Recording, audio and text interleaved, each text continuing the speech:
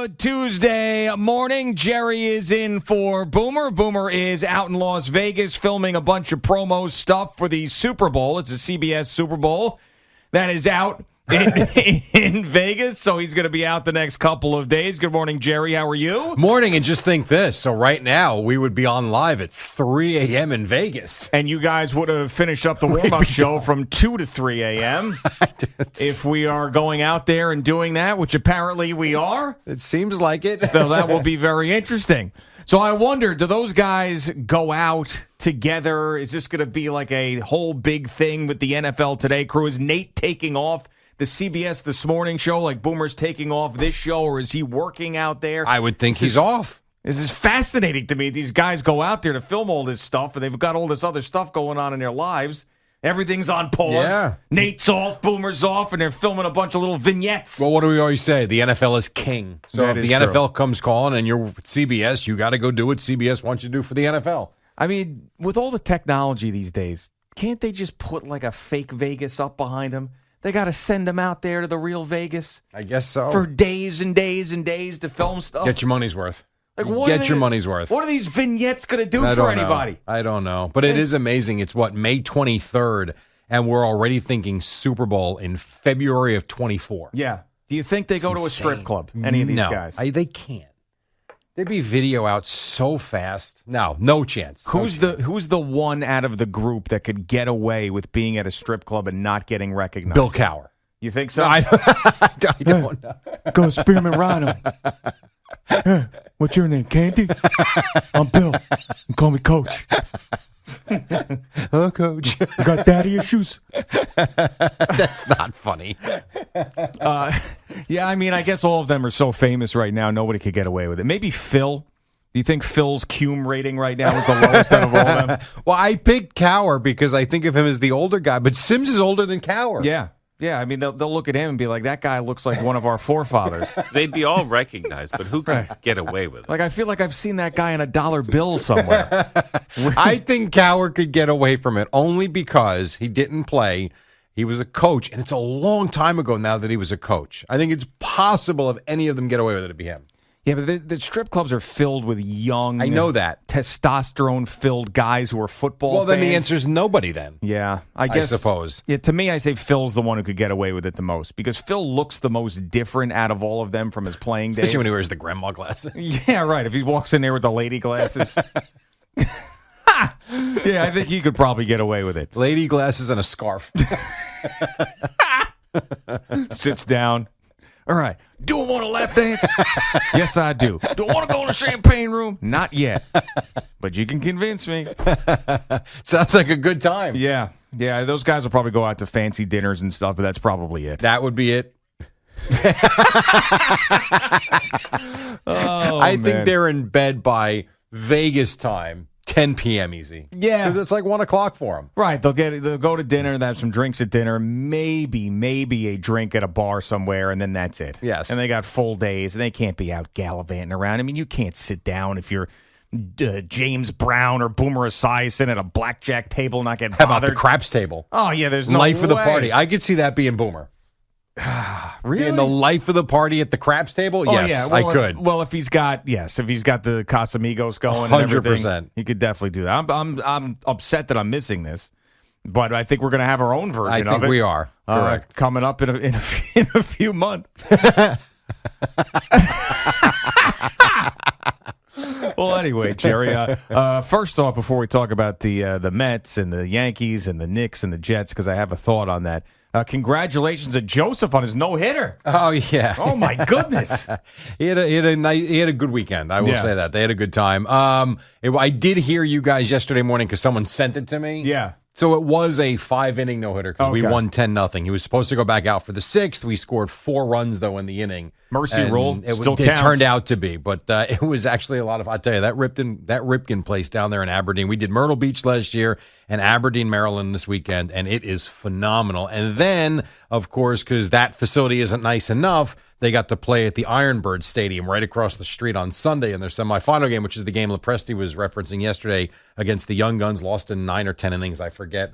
and then we were on our way home. But it was a blast of a weekend. Did you keep the ball? Did he keep the ball from the no-hitter? Yeah, it's actually his fourth no-hitter. What? So he's got 4 no-hitters? Yeah, he's done well. He just throws strikes. Yeah. Like, I mean, I'm not sitting there telling you he's not good in 1984 version, Right. 85, but he just throws strikes. So when you got good defense behind you, make plays. He had 6 or 7 strikeouts, and it was good. So yes, he kept the ball, and all was good. Very, very good.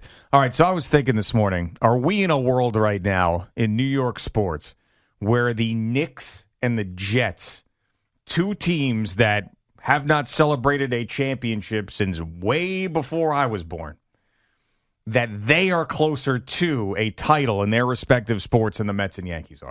I don't think so. I still think the Mets and Yankees are. I think the Jets, on paper, the Jets should be. So if you look at all these teams right now, I think the Jets on paper with Aaron Rodgers should be. I just want to see it first, though. Yeah. Only from the standpoint of we've seen many times before that what's supposed to happen never does. I would say on paper, the Jets are probably 1. I would put the Yankees and Mets in either order. It doesn't matter. As 2, 3, because while the Yankee team top to bottom, I think, is better than the Mets. I think the Mets pitching is better. And when you see Verlander throw the way he threw Sunday night, which is what you've been waiting to see, all of a sudden it kind of re-energizes you in terms of what that can be and what you're going to watch the rest of the summer. And I think Scherzer, too, was good Sunday. It's funny. A lot of the highlight videos when you watch, because clearly I was on the field, I didn't see that game. I got home just in time for the Sunday night game, but very few of the highlight packages even mention Max Scherzer, other than Max Scherzer making the start Sunday afternoon. The game wasn't about him; it was about everything else. But I think you saw what you want to see from them, and hopefully, it's a glimpse of what's to come. The Knick one is interesting from this standpoint. Watching the Nuggets last night, and I did see most of the second half of that game. Watching the Nuggets last night, watching what the Heat are doing. They are dispelling this myth of you have to have 3 superstars on a team to win. And it really is about the collective group, the chemistry, the culture.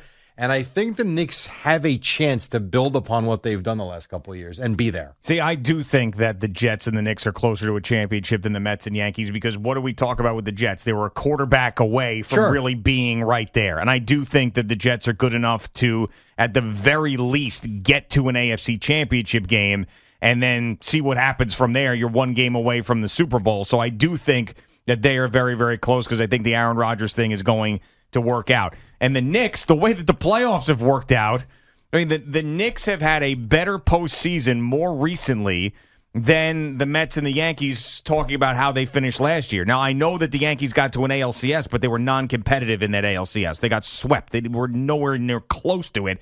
And they barely squeaked by the Guardians in the division series. So that, to me, is not really all that close to being at the World Series, where here you have the Knicks, who gave the biggest challenge to the team in the East that's most likely going to the NBA Finals, unless Boston somehow forces a Game 7.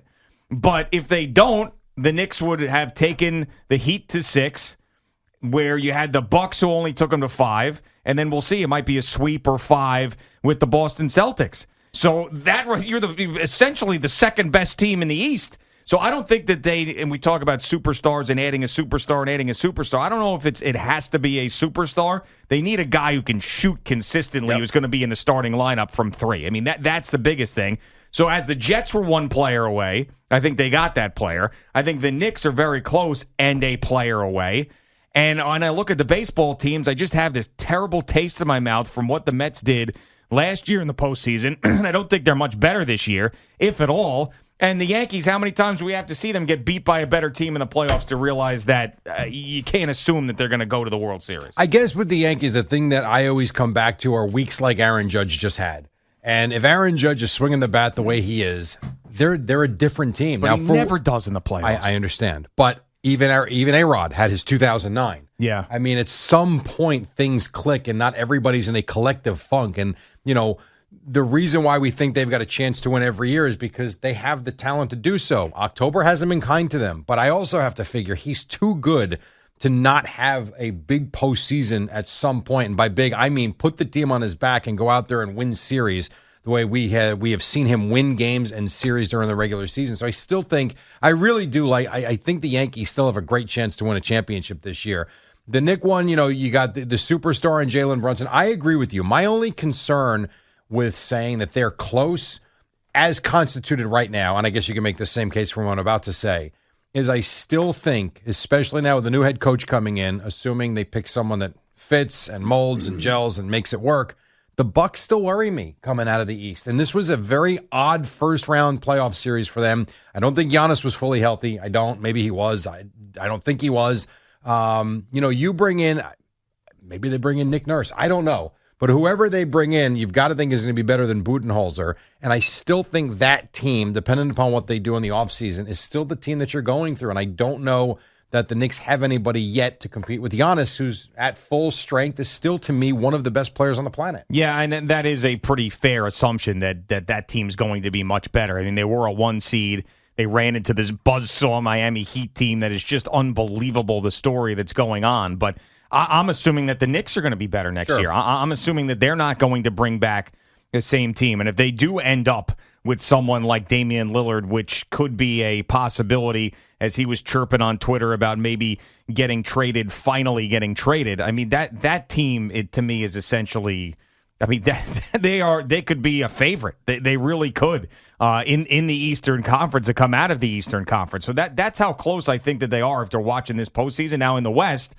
this Knicks team running into the Nuggets, I think, would have a really, really tough time. Well, you saw what LeBron called them last night. Yeah. He said that's the best team in our 4 years we faced, to where and he's right. All the games were close, had chances to win them, and yet they were the ones making the big plays down the stretch, not the Lakers. And I'll tell you, and I know it's funny because Jokic had this 30-point triple-double. His passing, to me, is unbelievable for a guy his size.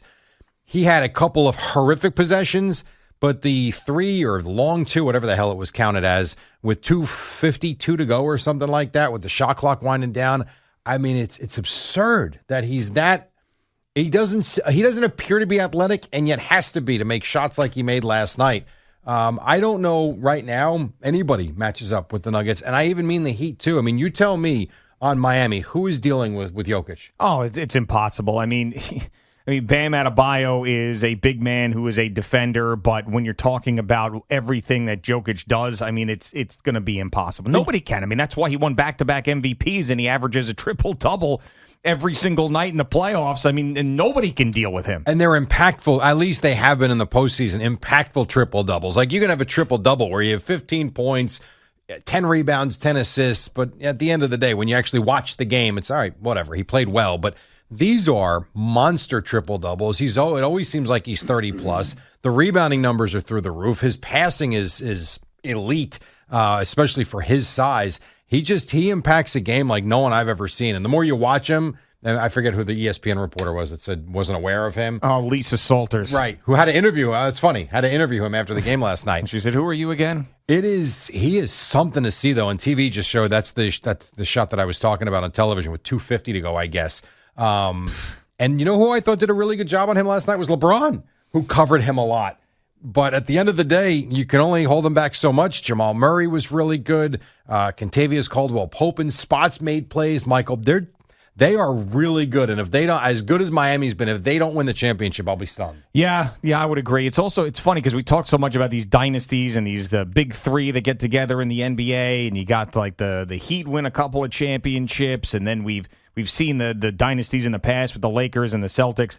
But the NBA, they're these teams that are very, very good and then have their year. The Toronto Raptors, the Dallas Mavericks, the Milwaukee Bucks, the Denver Nuggets. These teams that have not won either ever or in a very, very long time. This is the first time the Nuggets have ever made it to an NBA Finals. The Bucks obviously hadn't won since the 70s.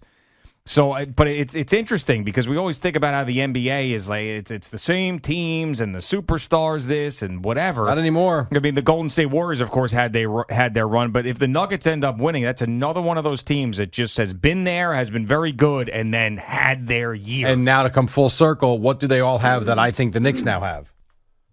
A superstar and Jalen Brunson. Right, of course. Yeah, and they still need one more guy. And I don't know how good that guy has to be. I don't know if it has to be Luka Doncic or has to be Giannis or has to be even Damian Lillard. I mean, it'd be great if you could pry one of those guys away at some point to play with them. But Just look at what the freaking Miami Heat are and all those guys. Yeah. Now, I don't know if Tom Thibodeau can coach like Spoelstra can coach those guys. I don't know if I trust him as much as Eric Spoelstra. To me, when I look at the Knicks, I would say their one glaring issue would be when I look at the way Miami has shot the ball from the outside, and I don't know statistically what it shows, but I will tell you, in big spots, they made big threes whenever needed. If the Knicks had a guy that was, you felt really good about the ball in his hands beyond the arc in a big spot, I think that they're probably exactly where you need them to be, because I love R.J. Barrett. He is a slasher. He's a driver. He's not a three-point shooter. Julius Randle can shoot the three. Streaky is all hell, but also the ball stops sometimes when it goes to him. Jalen Brunson can shoot the three, but you're looking, I know Fournier was supposed to be the guy. Sure. That's what that team, in my opinion, is missing, is that sharp shooter from the outside, which is what some of these teams do have. Now, if you were given $100 to put on one of those four teams I just mentioned, Knicks, Jets, Mets, Yankees, to win the next championship, to me, I'm putting it on the Jets. I'm putting it on the Jets, and then the Knicks second. That's a good one. The Yankees third, the Mets fourth. I would probably put the Mets 4 as well. I agree with that. No, maybe not. All right, I would go Jets, Yankees, and then give me a flip of a coin for Knicks and Mets. Okay. I probably would go Mets first. Until I see what the Knicks do this offseason. Yeah, I think they're gonna find that guy. Although other people are looking for that guy too. Now I know, but they're gonna find him. They have a ton of assets, and they've got guys that I think would be desirable. People look at R.J. Barrett and Julius Randle differently than we look at them. Sure. I think. I mean, if there are people willing to give James Harden and Kyrie Irving max contracts, someone will take Julius Randle. Doesn't it RJ feel Barrett. like, you bring up those two guys, doesn't it feel too like in the NBA, the changing of the guard is here? Oh, yeah. Like the Durants and I know Irving is not 40 years old, and I know that. But LeBron, whether he's on his way out next year, now, the year after, the end is near. It just seems like that era is kind of really on its way out, and this new wave of young, dynamic players is here. Sure. Well, and Steph Curry, too, after they got eliminated by the Lakers. And they won last year, but that might be the last one. Yep. All right, Boomer and Gio with Jerry in for Boomer this morning. We get 23 participants.